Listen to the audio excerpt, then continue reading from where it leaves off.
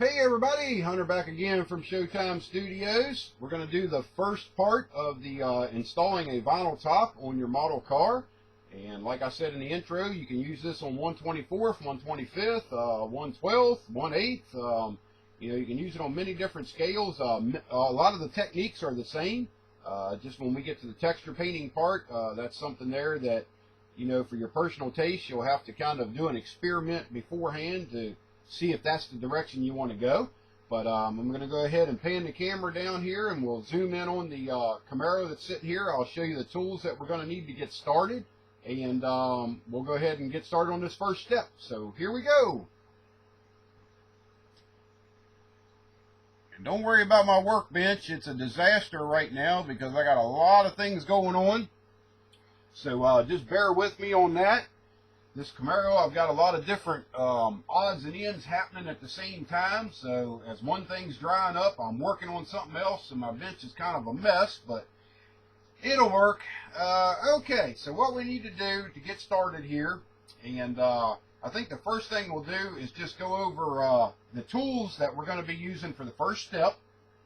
And I've already done the first steps on the car. I'm going to show you the tools we're going to use, what we're going to do, or how to do it on the car, and then go from there. I didn't want to sit there and do all the work and right on video, because we'd end up being a half an hour a session, sitting there watching me mess with a piece of plastic. So I'm going to explain everything the best I can, kind of give you a little bit of a demonstration on what to do, and that'll be that. So the first thing that we're going to use on this, or one of the things, is going to be a Scribe. Whichever your personal Scribe, if you have one that you like the best, that's what you'll be using. This here happens to be a airbrush needle that's been filed down and sharpened. It has a very sharp point on it, and it makes a very fine Scribe line. So we're going to be using the Scribe. I've got a wide brush here just to brush some cuttings and stuff like that off. I've got a sanding stick with 320 grit. And you can use just regular wet dry sandpaper or regular sandpaper to do that. And we're also going to be using a hobby knife. And I don't have the other blade out here. You'll want a sharp brand new number 11 blade. And you also want a number 11 blade with just the very tip of it snipped off. So take a brand new blade and just push it down against your workbench and just snip the very tip off. And that'll be your second blade that we'll be using. And another thing I've been using a lot lately is the visor. And this is a very handy tool here. It's a magnifier. Works very good, especially 1/24th, 1/25th of getting in, real tight to things. And I highly recommend them. I also have the one that's bench mounted that I showed you on another video. But I like this. We started using this style here, and works very well. So that's another item that you want to put on your list if you haven't got it yet. So let's see. The first thing that we're going to do here is start on how we lay out certain things for the vinyl top and what the procedures are. Now, you have the body here and you're ready to go. You've already made the decision to put a vinyl top on it. So the next thing that you want to do is take your 320 grit and go ahead and sand down all of the area that the vinyl top is going to go on. Back here on the rear cowl, the A-pillars, down the sail panels, the top of the roof, all that. Just kind of get that sanded out and ready to go. Now, the procedure that I'm doing here is not for somebody that already has a painted car. This is this is something that I do beforehand, before I ever get to the paint work, because I can get all of this kind of stuff out of the way and done before I start doing any of my, even taking the mold lines and stuff out of the body. I have not done that on this yet. So this procedure here is not going to be for a painted body. So anyway, once you get this all sanded down and get everything smooth, check for sink marks, things like that, you're good to go with the sanding part. The next step is going to be to go in and scribe around all of your trim. Like around the back glass here, you want to scribe all of this area out. And you don't have to get a real deep scribe in it, but you want it maybe a third of the way through the thickness of the plastic. Try to get a decent scribe in there in a nice clean line.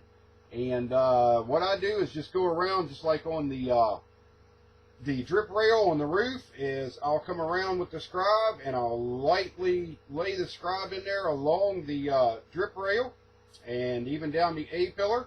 And I'll do that a couple of times to get started. Now, like I say, this has already been scribed, but to get started, I'll lay it in there, you know, lightly and get me a line going right against the raised drip rail.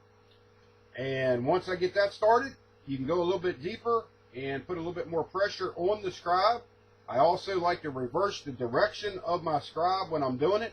I'll make my first passes usually pulling the scribe toward me. My last passes will be with the scribe going away. And what that tends to do is clean out a lot of the cuttings out of your groove that you've created.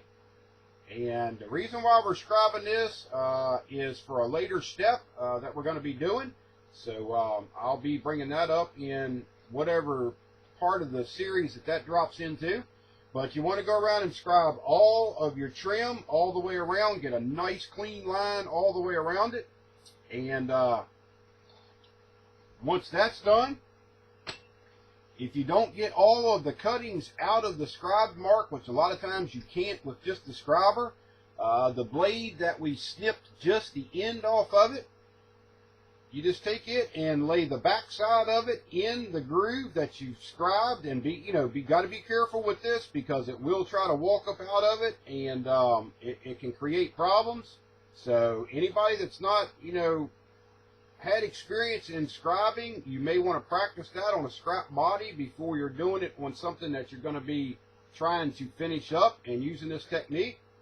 But as you can see, I'm laying it in there and just pulling the knife toward me, and what that'll do is clean the line out real nice and clean and get everything out of it. Once you've done that all the way around, you can take your wider brush and kind of go in here and just kind of brush this and make sure that you get the rest of the cuttings out of there.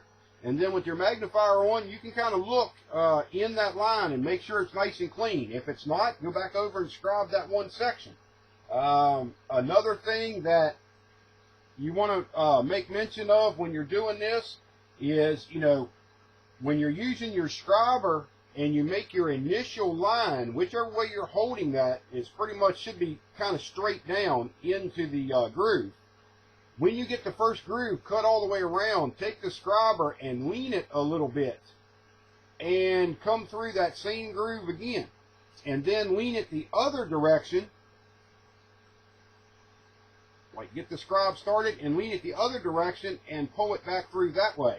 And what that'll do is kind of V the groove a little bit, and it also makes a nice clean groove down in there, and that's what we're looking for. And just clean it out and you're good to go.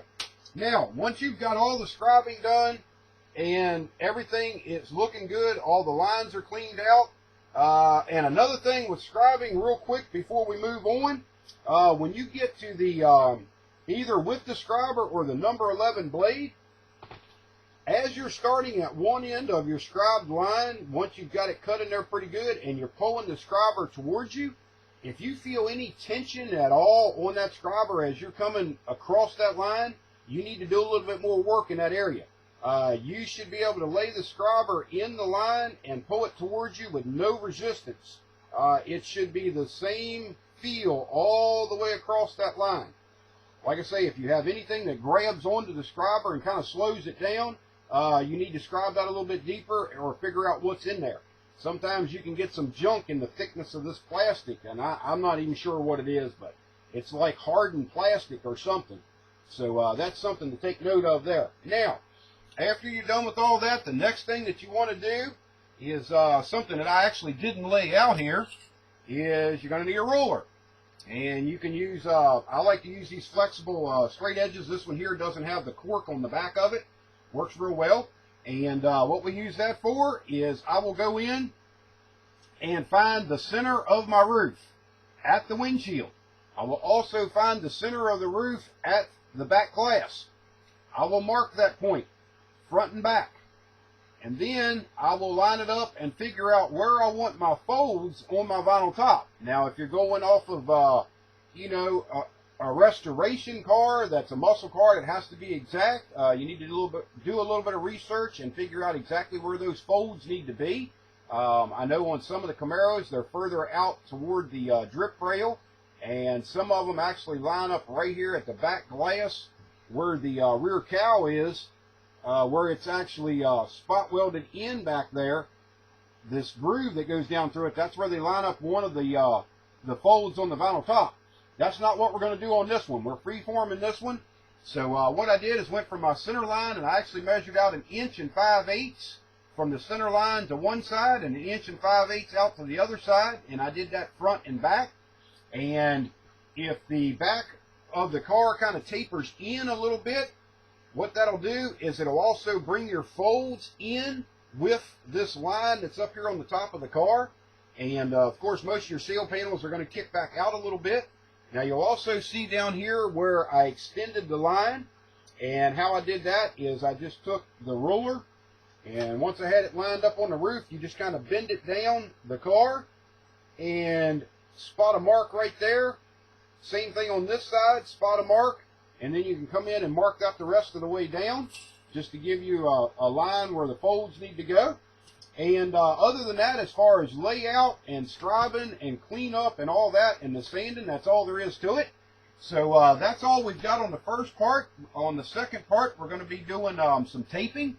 So stay tuned for that one, and we'll have that one up here later on today. So that's the first one out of the way, and stay tuned for the second one. Like always, I thank you for watching and supporting Showtime Studios, and we'll talk to you later. Bye-bye.